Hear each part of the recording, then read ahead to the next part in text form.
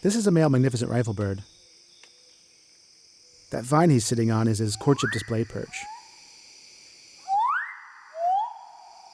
They like to display on these near horizontal vines that are in the forest understory.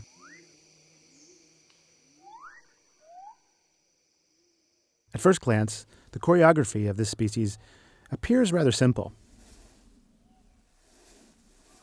But in fact, as you'll see, the dance actually has a real tempo to it, almost a musicality, and it really demands a coordinated physical effort on the part of the male to make it look just right. So it all begins when a male first sees a female arriving near his courtship display territory. The first thing he does is this crouching posture. His body's almost parallel to his perch. If he perceives the female moving closer, he all of a sudden makes his incredible transformation. He lifts up and he opens up his wings and he makes this incredible broad, rounded shape.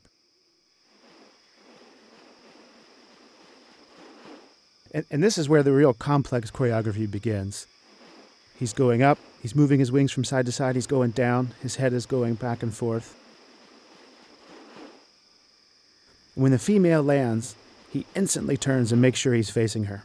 His wings open, his head to the side. Because it's very important that the female sees him from the front side. And at this point, the female can move in. A lot of times she gets close and almost adopts a similar pose to the male with her head up and her wings a little bit open. Presumably she's paying close attention to the motion of his head, the sound that's being made by his wings. And this is where there's a real incredible amount of physical coordination going on.